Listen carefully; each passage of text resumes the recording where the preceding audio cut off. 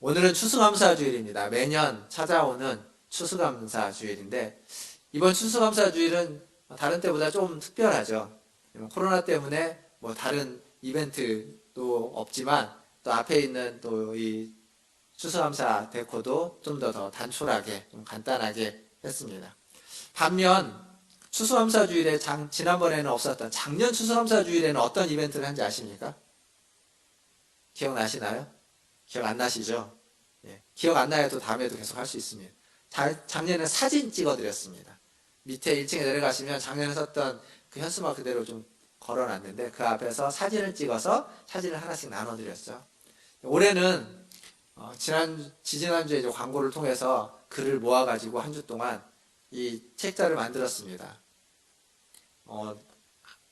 거의 기획해서부터 글을 모아가지고 편집해서 인쇄하는 데까지 딱 2주 걸렸습니다. 한 2주. 2주 만에 여러분들이 글을 잘 보내주시고 또 그 전에 있던 글들 또 해서 또 사진들 모아가지고 이렇게 툭닥툭닥 아주 잘 만들었습니다. 훌륭하게. 전에 없었던 거죠. 그리고 또 떡도 추수감사절 떡도 항상 교회에서 이렇게 했지만 이번에는 집사님 권사님이 또 찬제해 주셔서 또 맛있는 떡으로 또 데코도 하게 되었습니다. 한 해 동안 어려운 시간들을 보냈지만 이렇게 뒤돌아보면 그 어려운 시간 안에도 하나님께 감사할 것들이 있다는 것을 우리는 이 책자 안에를 읽으시면서 알 수 있습니다. 그걸 통해서 내가 감사할 것이 있지만 나 말고 다른 우리의 지체들이 감사하는 내용들을 들으시면서 나의 감사가 그리고 우리의 감사가 더 풍성해지고 더 발가되는 그러한 은혜가 있기를 또한 소망합니다. 이 떡이 이제 있는데요. 원래 이 떡의 이 찬조금은 떡을 위한 것이 아니라 주일 식사를 위한 헌금이었습니다. 근데 코로나 때문에 식사를 이제 할 수 없어서 계속 기다리다가 이제 연말이 지나가면 돼서 본인들에게 또 양해를 구하고 그래서 떡으로 이렇게 대신했습니다. 이 외에도 제가 알고 있기로는 몇 분 더 이미 헌금해 주신 분들이 계시는데 그 헌금들도 또 이렇게 성도들과 함께 식사 대신 떡을 나누는 것으로 사용하면 좋겠다라는 생각이 듭니다. 대신 이 얘기를 왜 하냐면 우리가 지금 오늘 보고 있는 이 말씀이 우리가 지금 이렇게 결정하고 이렇게 하는 상황과 굉장히 유사하기 때문입니다. 오늘 여기 보면 유대인들이 나오죠.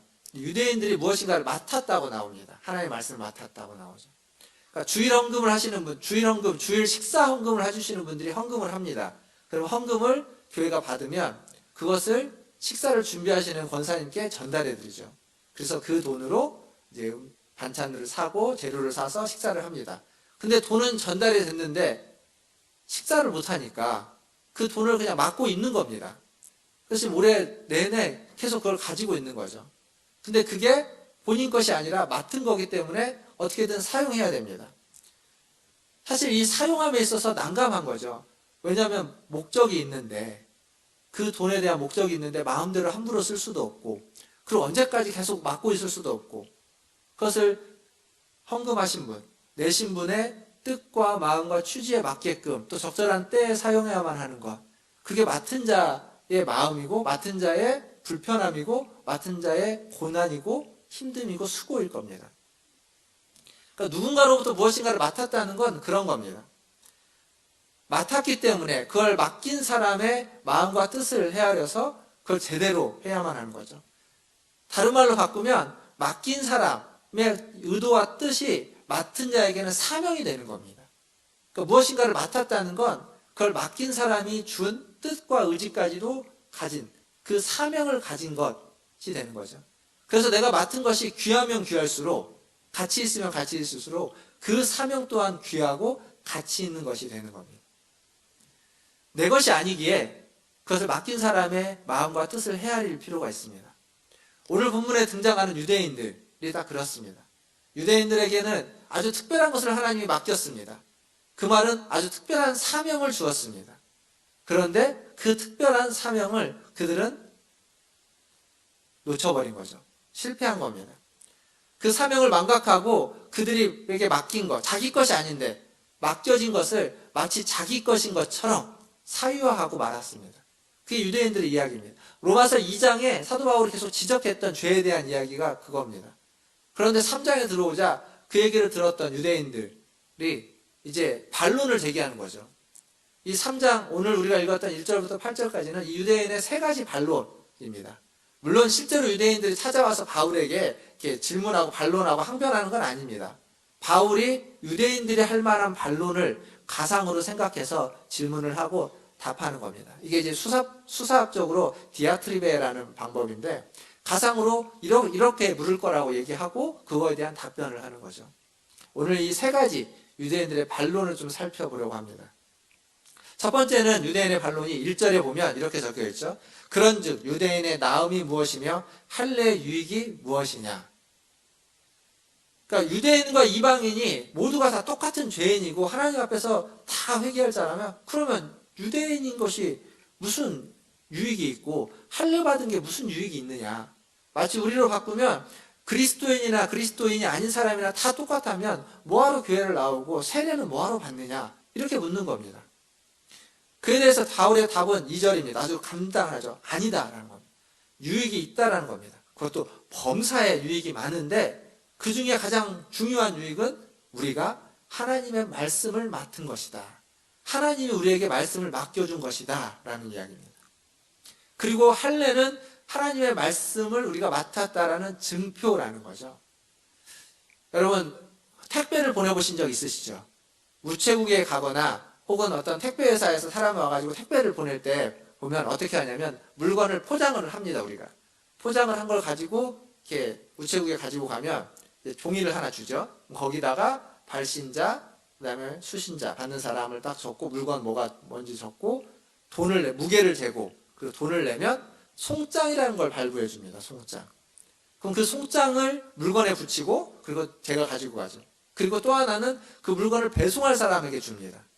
이 송장이라는 건 무슨 의미냐면 이 물건의 주인이 누구고 그리고 누가 맡았으며 이 물건은 어디로 가야 되는지 목적지까지가 담겨져 있는 거죠. 할례는 그 송장과 같은 겁니다. 할례를 받았다는 건 내가 하나님의 말씀을 맡은 자라는 거고 그 말씀은 누군가에게 가야만 하는 어떤 목적이 있고 목적지가 있는 사명이 있는 말씀이라는 것을 의미하는 겁니다. 내가 가지고 있기는 한데 그것이 내 것이 아니라는 겁니다. 한시적으로 일정한 기간 동안만 내가 가지고 있고 반드시 다른 사람에게 전해줘야만 하는 물건이다 라는 것을 의미하는 겁니다. 유대인들의 문제는 하나님의 말씀을 맡았습니다. 그리고 할례라는 송장을 그들이 가지고 있습니다. 그런데 그것을 전해줘야만 하는 사명이 있다는 것을 망각해버린 거죠. 그 송장에 수신자가 있는데 그 수신자에게 가져다 줘야만 하는데 그것을 망각해버리고 자기가 사유해버리고 자기 것으로 생각하는 겁니다. 그러니까 말씀이라는 특권을 맡았습니다. 아주 특별한 은혜이고 특별한 것을 맡았는데 그것이 마치 자기만의 전유물인 것처럼 착각하는 거죠. 그러니까 맡겨준 자, 믿고 맡긴 하나님을 배신하는 겁니다. 여러분이 택배회사에게, 우체국에게 택배 물건을 맡겼는데 그걸 맡은 사람이 가져다 주지 않고 자기 집으로 가지고 와서 뜯어가지고 먹어버리면 그건 여러분의 믿음에 대해서 배반한 거죠. 법적으로 조치를 할 겁니다. 똑같은 겁니다. 하나님이 믿고 맡긴 겁니다. 하나님 믿고 맡겼는데 그 믿음을 배신한 거죠. 배반해버린 겁니다. 사실 우리가 중요한 걸 누군가에게 맡길 때에는 아무에게나 맡기지 않습니다. 택배를 하나 보내도 만약에 그 물건이 중요하다면 그 물건에 보험이라는 걸 들어놓기도 하죠. 그리고 그냥 일반 택배를 보내지 않고 특별하게 좀 더 본인에게 직접 전달될 수 있도록 그에 대한 합당한 돈을 지불하고 그렇게 합니다. 아무에게나 주지 않는 거죠. 귀하면 귀할수록 믿을 만한 사람, 귀하면 귀할수록 신뢰할 만한 사람에게 맡기는 겁니다. 우리도 그럽니다. 하나님도 마찬가지 아니겠습니까? 하나님의 말씀을 맡기는데 아무에게나 맡길까요? 그렇지 않죠. 믿기에, 신뢰하기에 하나님의 말씀을 맡기는 겁니다. 하나님이 유대인들을 믿었고 유대인들을 신뢰했기 때문에 유대인들을 계속 하나님이 인도해 가면서 원래부터 그들이 훌륭한 건 아니지만 아브라함을 부르시면서 인도해 가면서 이들에게는 맡길만 하겠다. 이들이 무슨 힘이 있는 민족도 아니고 강한 민족도 아니고 세계를 호령하는 민족은 아니지만 소수민족에 불과하지만 그래도 이들이 내 말씀을 맡으면 그 말씀을 잘 말씀의 뜻대로 사용하겠구나 라고 생각해서 말씀을 맡긴 겁니다. 그런데 그 맡긴 취지를 다 망각해버린 거죠. 까먹어버린 겁니다. 하나님의 그 믿음이, 하나님의 그 신뢰가 배반당해버린 겁니다. 그게 죄입니다. 유대인들은 이 부분에서 실패해서 하나님 주신 특권을 자신의 개인의 유익과 개인의 이익을 위해서, 그리고 개인의 성공과 축복의 도구로 전락시켜버렸습니다. 말씀을 맡았는데 그 말씀을 사용해가지고 자기만을 복을 받기 위해서, 자기만을 위해서, 우리 민족만을 위해서, 우리들만을 위해서 하나님 주신 말씀이다. 저들은, 이방인들은 여기서 벗어나 있는 사람들이다 라고 하면서 그 말씀을 원래 취지를 까먹어버리고 개인의 축복의 도구로 전락시켜버리고 말았던 거죠. 사랑하는 성도 여러분, 하나님의 말씀이 주어졌다는 것, 하나님의 말씀을 맡았다는 것, 그건 굉장한 큰 축복입니다. 유대인들도 축복이고 그리스도인에게도 그건 복입니다. 우리에게 말씀이 주어져 있고 우리가 그 말씀을 매일 읽고 매주 듣는다는 것, 묵상한다는 것, 굉장히 큰 축복입니다. 동시에 그것은 우리를 사명으로 인도하는 겁니다. 바이러스로 인해서, 코로나 때문에 이 혼란해지고 혼미해지고 이 어려운 이 사회에 희망을 주는 사명으로, 경제적인 이유 때문에 혹은 정치적인 입장의 차이 때문에 서로 분열하고 반목하는 이 시대의 사람들 사이에서 화해를 이루는 사명으로, 그리고 더 나아가서 나와 다른 의견 혹은 나와 다른 생각을 가진 사람들과 계속 갈등을 일으키고 때로는 그들을 향해서 분노하고 때로는 그들을 향해서 손가락질하는 그 모든 사람들, 모든 관계들 속에서 피스메이커로 우리를 부르신 사명으로 말씀 우리를 인도해 가는 겁니다. 그런데 그 말씀을 받은 우리가, 그 사명을 받은 우리가 그들과 똑같다면 어떻게 될까요? 우리가 똑같이 갈등을 일으키고 분열을 일으키고 차별을 하고 그리고 그 말씀에 순종하지 않는 것, 그 얘기는 그 사명을 잃어버린 거죠. 말씀의 빛을 비추라는 사명을 망각해버린 겁니다.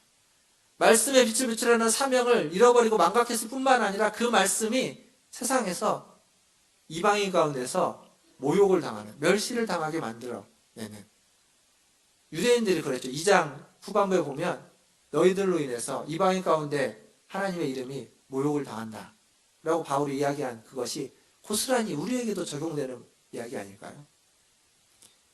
이 유대인들의 이 항변에 대한 바울의 첫 번째 답변이었습니다. 너희가 맡은 말씀, 너희에게 맡겨진 그 말씀이 얼마나 귀한지, 그 사명이 무엇인지를 다시 한번 깨달아야 된다라는 거죠. 그래서 회개해야만 하는 겁니다. 그 말씀을 맡았는데 그 말씀의 사명을 제대로 감당하지 못하고 오히려 그 말씀을 주신 분의 이름을 욕되게 하기 때문에 우리는 돌이켜야 되는 거죠. 회개해야만 하는 겁니다.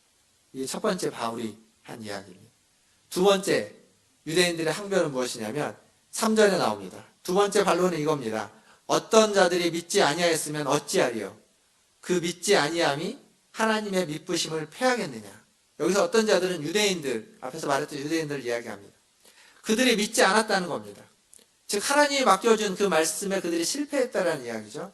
그런데 그렇게 유대인들이 말씀을 맡았는데 그 말씀으로 해야만 하는 일에 실패했다면 하나님이 그 말씀을 맡겨주면서 의도했던, 계획했던 그 뜻도 다 좌절된 것 아니냐라고 하는 겁니다.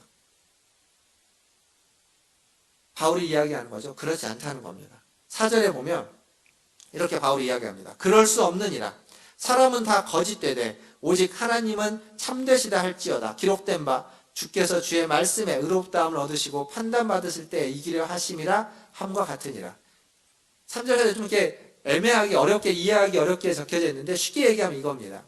하나님의 말씀을 맡은 자가 그 말씀을 맡겨진 그 뜻을 저버리고 실패했는데 신실하게 그것을 이행하지 못했는데 그렇다면 말씀을 맡겨준 자의 그 뜻도 좌절된 것 아니냐라고 했을 때 바울은 아니라는 겁니다. 우리가 실패했다고 해서, 우리가 좌절됐다고 해서, 우리가 그것을 신실하게 지켜내지 못했다고 해서 말씀을 맡겨주신 하나님의 뜻조차도 좌절되거나 실패하는 것이 아니라 하나님은 신실하시다, 미쁘신 분이다. 하나님은 반드시 그걸 이루실 거다 라는 이야기입니다. 그 예로 4절 후반부에 이 기록된 바라고 한 부분은 시편 51편 4절을 인용했습니다. 시편 51편은 다윗이 바세바와 간음을 한 뒤에 나단으로부터 그 죄를 지적당하죠. 그리고 그것을 깨닫고 회개하면서 자신의 죄를 고백하면서 지은 시편이 바로 시편 51편입니다. 그 시편 안에서 다윗은 자신의 죄를 시인합니다. 자신의 죄를 시인하면서 하나님의 심판은 의롭다고 이야기합니다. 뿐만 아니라 자신의 불의함과 자신의 신실치 못함을 잊지만 그럼에도 불구하고 하나님의 의로움과 하나님의 신실함은 여전히 존재하고 하나님의 신실함은 우리 가운데 함께한다고 고백하고 있습니다. 그게 시편 51편의 이야기입니다. 제가 몇 번 말씀드린 적이 있는 것 같습니다. 그 남포교회 은퇴 원로 목사님이신 박영선 목사님이 아주 오래전에 쓴 책 하나님의 열심이라는 책이 있죠. 그 책의 요지는 뭐냐면 성경에 나와 있는 많은 인물들, 성경에 우리가 믿음의 조상이라고 하고 하나님의 뜻대로 살았다고 하는 수많은 인물들이 있는데 그 인물들이 그렇게 괜찮은 인물들이 아니라는 겁니다. 성경에 나온 그 인물들은 결함이 많고 오류가 많고 그렇게 믿음이 좋은 사람들이 아니었는데 그러한 결함 많고 연약한 사람들을 데리고 하나님이 한 걸음 두 걸음 인도해 가시면서 그들의 믿음을 세워가신다는 거죠. 그들이 훌륭해서 믿음의 조상이 된 것이 아니라 하나님이 그들을 그런 사람으로 만들어가는, 하나님이 열심을 내서 하나님이 최선을 다해서 그들을 그러한 길로 이끌어 가셔서 그들을 최종적으로 믿음의 조상으로 불릴 만한 사람으로 만들어냈다는 겁니다. 즉 다른 말로 바꾸면 그들은 결함 많은 연약한 실수투성이인 실패하는 신실하지 못한 불성실한 사람이었는데 신실하신 하나님이 그 불성실하고 신실치 못한 자를 데려다가 하나님의 뜻을 이루는 대로 하나님의 뜻대로 그들을 세웠다는 겁니다. 하나님의 신실하심이 인간의 불신실함, 불성실함을 능가하고 있다는 거죠. 아무리 우리가 불성실하고 아무리 우리가 신실하지 못해도 하나님의 신실하심이 우리의 모든 것을 다 덮어버리시고 우리의 불성실함에도 불구하고 하나님은 하나님의 뜻을 이루게 된다, 이룰 것이다 라고 이야기하고 있습니다. 즉 지금 바울이 이야기하는 것도 동일합니다. 유대인의 혹 우리 그리스도인의 불성실과 신실치 못함이 있다 할지라도 하나님의 신실하심은, 하나님의 참되심은 그것을 능가하고 하나님의 그 계획은 절대 훼손되지 않고 이루어질 것이다 라고 이야기하는 겁니다. 하나님의 열심이라는 거죠. 구약성경에 이 여호와의 열심이라는 표현이 여러 군데 나옵니다. 그 중에 제가 두 절만 읽어드리면 이사야서 37장 32절에 이런 말씀이 있습니다. 이는 남은 자가 예루살렘에서 나오며 피하는 자가 시온 사원에서 나올 것임이라. 만군의 여호와의 열심히 이를 이루시리라. 그리고 에스겔 39장 25절에도 이런 말씀이 있습니다. 그러므로 주 여호와께서 이같이 말씀하셨느니라. 내가 이제 내 거룩한 이름을 위하여 열심을 내어 야곱의 사로잡힌 자를 돌아오게 하며 이스라엘 온 족속에게 사랑을 베풀리라. 이 말씀을 보면, 말씀 앞뒤의 맥락을 보면 이스라엘이 죄를 범해서 이제 이스라엘이 망합니다. 망해서 포로로 끌려가는 겁니다. 하나님을 배반했기에, 하나님의 신뢰를 저버렸기에 원수의 손에 넘겨져서 그들은 패망해버리는 거죠. 근데 그게 끝이 아니라는 겁니다. 패망했지만, 포로로 끌려갔지만 거기에서 남은 자들을 하나님이 다시 데리고 온다는 겁니다.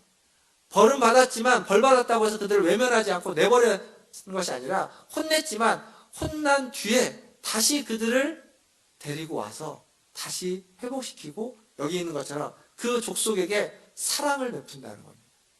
하나님의 열심히 그 일을 이룬다는 거죠. 반드시 이룰 것이다 라고 이야기하는 겁니다. 이게 가능한 이유는 하나님은 인간의 어떠한 모습에도, 인간의 어떤 불의와 불성실에도, 신실치 못함에도 불구하고 하나님의 신실하심은 좌절되거나 낙마하거나 사라지지 않기 때문입니다. 하나님이 신실하게 우리를 사랑하는 그 사랑은 우리의 어떠함에도 불구하고 전혀 훼손되지 않기 때문에 끝까지 우리를 그 길로 인도해 가신다는 거죠. 사랑하는 성도 여러분, 여러분의 인생을 한번 돌아봐 보십시오. 나는 어떻게 살아왔는지 내 시간들을 한번 돌아보시면 아마 쉬었던 적, 그냥 편안하게 지냈던 적 그렇게 많지 않을 겁니다. 다 어려운 시간들을 보냈고 힘든 시간들을 보냈고 물론 지금도 그 어렵고 힘든 시간을 보내실 수 있습니다. 그러나 돌아보면 그 시간들 속에서 하나님의 은혜가 있었고 하나님의 인도하심이 있었다는 거죠. 우리의 어떠함에도 불구하고 우리가 그 어려운 시간에 신실하게 하나님 앞에 반응했을 수도 있지만 그러지 못했을 수도 있습니다. 어렵기 때문에 한탄하고 어렵기 때문에 가슴을 치고 어렵기 때문에 짜증내고 하소연하고 분노하고 왜 나만 이러냐고 좌절하고 낙심했을 수도 있습니다. 그러나 우리가 그렇게 했을지라도 하나님의 신실함이 그때에도 우리를 인도하시고 이끄셨기 때문에 지금 우리가 여기 이 자리에 있는 겁니다. 그래서 코로나가 아무리 창궐하고 아무리 어려운 시대가 우리 앞에 닥친다 할지라도 우리는 어렵고 힘들 겁니다. 그리고 그 속에서 우리는 또 낙망할지도 모르고 또 넘어질지도 모릅니다. 그러나 하나님의 신실하심은 다시 우리를 일으키고 다시 우리를 하나님이 원하시는 자리로, 하나님이 기뻐하는 자리로, 또 우리가 기도하고 소망했던 그 자리로 우리를 인도하시고 이끌어 주실 줄 믿습니다. 오늘 또 이 믿음으로 하나님 앞에서 하루를 살아내시고 한 주를 살아내시고 매일매일 살아가시는 저와 여러분 되기를 주님의 이름으로 축원드립니다. 이제 마지막으로 세 번째 유대인들의 반론입니다. 5절과 7절 말씀에서 볼 수 있는데요. 5절을 보면 이렇게 적혀 있습니다. 그러나 우리의 불의가 하나님의 의를 드러나게 하면 무슨 말 하리요? 7절에 보면 그러나 나의 거짓말로 하나님의 참되심이 더 풍성하여 그의 영광이 되었다면 어찌 내가 죄인처럼 심판을 받으리요? 이게 무슨 말이냐면 사람이요 아무리 기분이 나쁘고 반대 의견을 반대를 해도 어느 정도 얘기해야 될 선이라는 게 있습니다. 근데 지금 이 5절과 7절에서 말하고 있는 이 세 번째 반론은 그 선을 넘어가 버립니다. 궤변이기도 하지만 그 선을 넘어가 버렸습니다. 예전에 90년대 아마 정도 80년대 후반에 신학계에서 그런 논쟁이 한번 있었던 적이 있어요. 우리나라에서도 좀 청년들 사이에서 이런저런 얘기들이 됐던 게 있는데 무슨 얘기냐면 가론 유다 논쟁이라고. 가론 유다가 누구죠? 예수님을 판 사람이죠. 예수님을 판 사람입니다. 근데 가론 유다 논쟁이라는 게 뭐냐면 예수님이 이 땅에 왜 오셨습니까? 예수님이 이 땅에 오신 목적이 뭐죠? 우리를 위해서 십자가에 달려 죽으시고자 오셨습니다. 그 예수님이 이 땅에 온 가장 중요한 목적입니다. 근데 그 목적을 달성하는 데 있어서 예수님의 그 뜻을 이루는 데 있어서 지대한 역할을 한 사람, 가장 큰 공헌을 한 사람이 있다면 제자들 중에 가론 유다라는 겁니다. 예수님을 십자가에 달리도록 팔아버렸으니까요. 그러면 가론 유다가 나쁜 짓을 한 거냐, 잘못한 거냐, 죄를 지은 거냐, 예수님의 목적을 성취하기 위해서 그는 그런 굴욕을 불구하고도 굴욕을 뒤집어 써더라도 그 일을 감당한 거 아니냐. 그러면 그는 잘한 것 아니겠느냐. 예수님의 그 목적을 이루기 위해서 촉매자 역할, 촉진자 역할을 한 거 아니냐. 그럼 그건 훌륭한 일 아니냐라는 논쟁입니다. 어떻게 생각하십니까? 그 논쟁을 깊이 지금 이 얘기가 그 얘기입니다. 내가 불의를 행했는데 그 불의함으로 하나님의 의로움이 드러났다면, 내가 거짓말을 했는데 그 거짓말로 하나님의 참되심이 더 풍성해졌다면, 그렇다면 왜 내가 심판을 받아야 되느냐? 나 때문에 하나님이 영광을 받았고 나 때문에 하나님의 거룩함이 풍성해졌으면 나는 상을 받아야 되는 거 아니냐라고 지금 유대인들이 항변하는 겁니다. 그러니까 자기들이 잘못한 걸 압니다. 그게 불의한 것이고 그게 거짓말이라는 걸 압니다. 그런데 그 불의와 거짓말로 하나님이 의롭게 되고 하나님이 영광을 받고 하나님의 풍성함이 더해졌다면 심판이 아니라 벌이 아니라 상을 받아야 되는 거 아니냐라고 지금 따지는 겁니다. 궤변입니다. 궤변. 지금 여기서 보이는 모습은 뭐냐면 양심에 화인 맞은 사람입니다. 양심이 죽어있는 사람입니다. 양심이 있다면 이런 말을 못하는 거죠. 여기서 보여지는 사람의 모습이 그렇습니다.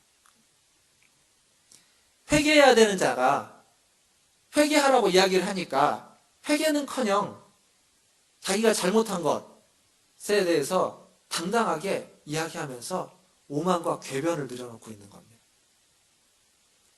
회개할 일은 많이 했지만 내가 내가 회개할 일은 많이 했지만 내 죄로 말미암아서 하나님이 얼마나 거룩한지 드러났다면 나는 벌이 아니라 상을 받아야지. 왜 내게 벌을 준다고 하느냐? 심판한다고 하느냐? 왜 내게 진노하느냐? 라고 따지고 있는 겁니다.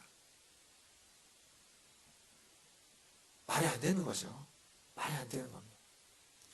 이 말도 안 되는 논리가 이 시대에도 고스란히 그대로 나타납니다. 대표적으로 어디냐면 신천지 같은 데죠. 신천지에서 그 전도를 할 때 그들은 모략이라는 말을 씁니다. 모략. 그 모략이 뭐냐면 어떤 수단과 방법을 가리지 않고 대표적으로 거짓말을 통해서도 그들을 신천지로 데리고 오면 그들이 이야기하는 그들의 표현대로 하나님께 이로운 일을 한다면, 영광되는 일을 한다면 그건 벌받을 일이 아니라는 겁니다. 그 거짓말은 죄가 아니라는 겁니다. 그게 모략이라는 것의 내용입니다. 우리가 보통 하얀 거짓말이라고 하죠. 좋은 의도를 가지고서 하는 거짓말은 그래서 성도가 늘어나고 신자가 늘어난다면 정당하다는 겁니다. 그래서 얼마든지 해도 된다라고 이야기하는 겁니다.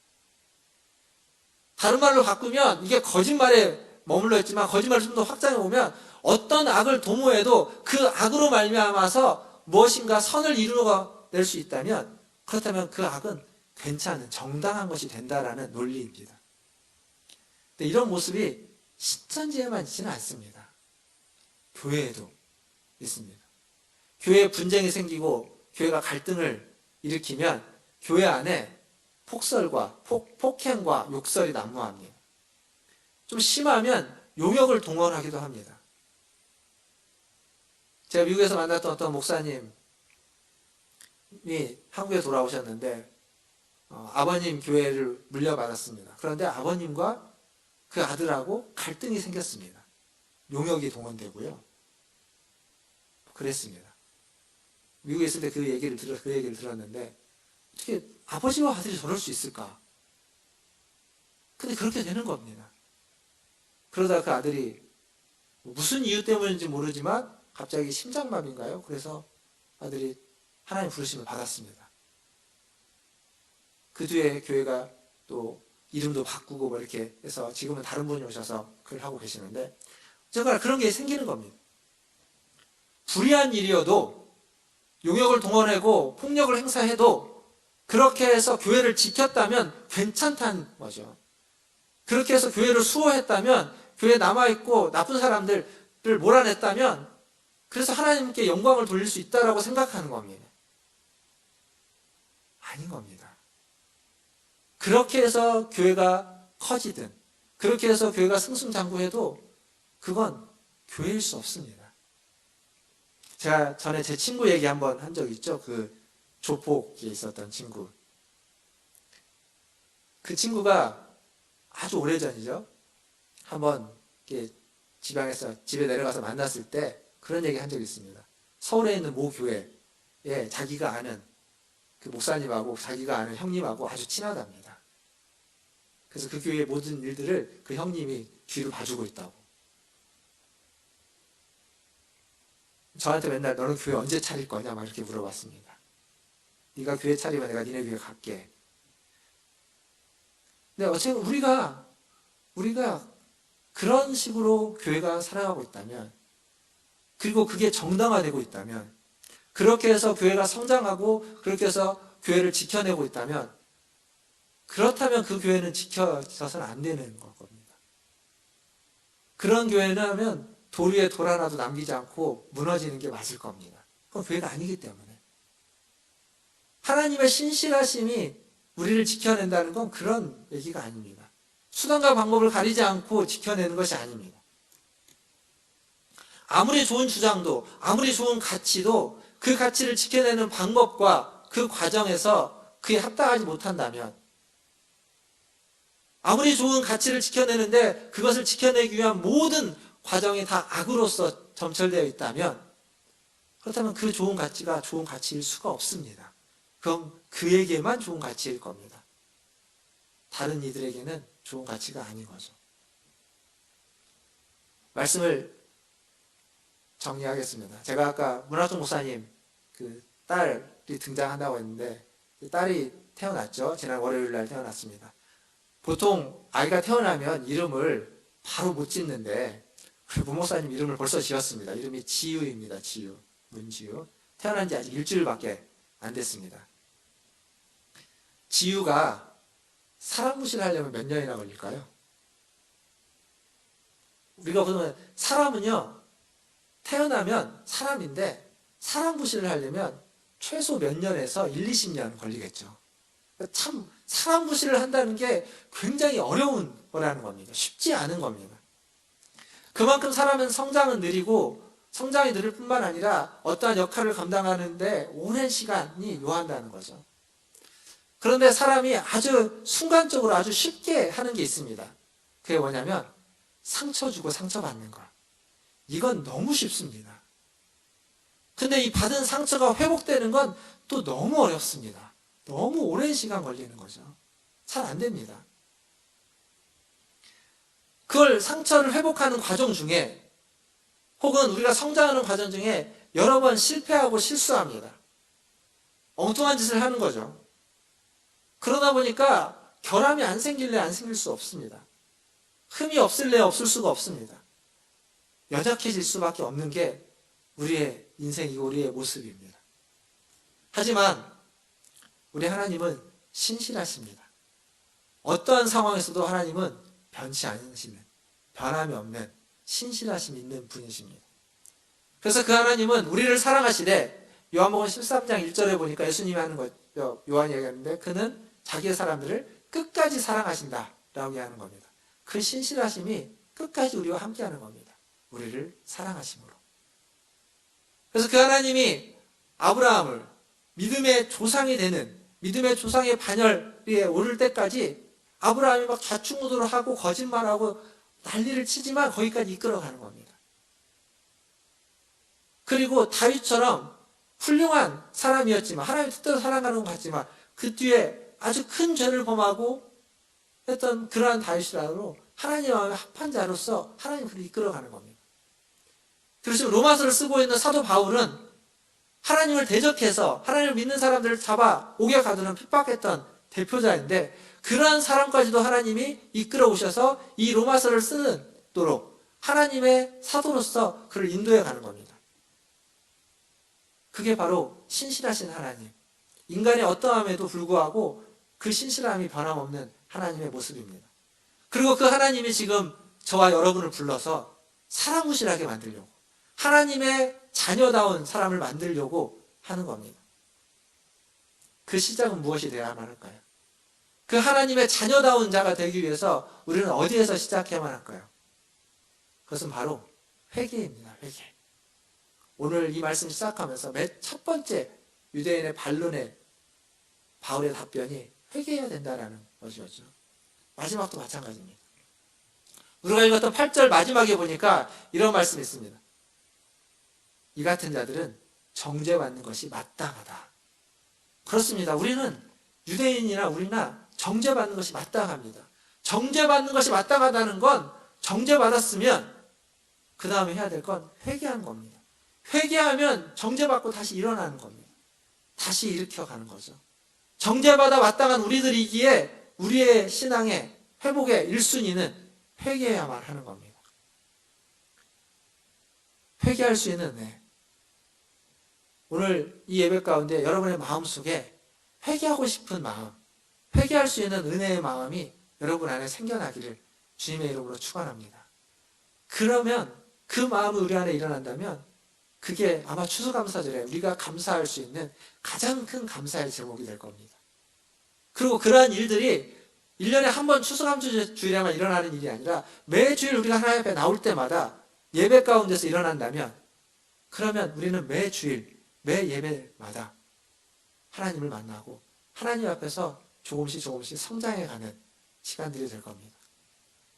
회개에 합당한 열매를 맺는 것, 감사하는 것, 그 예배 가운데 그러한 일들을 사모하고 그러한 일들을 기대하고 소망하는 것, 그것이 우리의 신앙이 되어야 될 것이고 우리의 믿음이 되어야만 합니다. 코로나로 인해서 여러 가지로 어렵습니다. 신앙생활도 주일 이 1시간의 예배로 응축되어져 버리기도 합니다.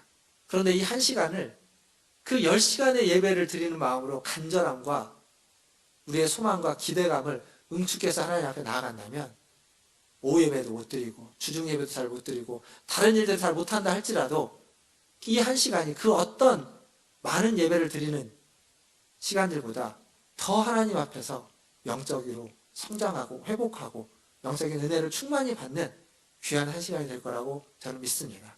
그러한 은혜가, 그러한 예배를 사모하는 마음이, 그 회개의 마음이 우리 모두에게, 저와 여러분 모두에게 있기를 주님의 이름으로 축원합니다. 기도하겠습니다.